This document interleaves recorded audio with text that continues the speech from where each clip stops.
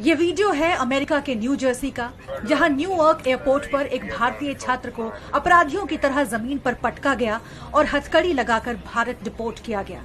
इस दौरान छात्र चिल्लाता रहा कि मैं पागल नहीं हूँ। घटना का वीडियो भारतीय मूल के अमेरिकी बिजनेसमैन कुणाल जैन ने सोशल मीडिया प्लेटफॉर्म एक्स पर शेयर किया। वीडियो शेयर करते हुए जैन ने लिखा, मैंने न्यूयॉर्क एयरपोर्ट पर एक युवा भारतीय छात्र को हथकड़ी लगाकर रोते हुए अपराधी की तरह ट्रीट होते देखा। वो अपने सपनों को सच करने आया था, किसी को नुकसान पहुंचाने नहीं। एक एनआरआई होने के नाते मैं खुद को कमजोर और टूटा हुआ महसूस कर रहा हूँ। इसके साथ ही उन्होंने कहा कि यहाँ हर दिन इस तरह के 3 से 4 मामले सामने आते हैं। छात्र वीजा लेकर सुबह फ्लाइट से आते हैं, किसी कारण से इमिग्रेशन अथॉरिटीज को आने का कारण नहीं समझा पाते और शाम की फ्लाइट से हाथ पैर बांधकर मुजरिमों की तरह भेज दिए जाते हैं। जैन ने भारतीय दूतावास और विदेश मंत्री एस जयशंकर से इस मामले में हस्तक्षेप करने की अपील की है। दैनिक भास्कर की रिपोर्ट।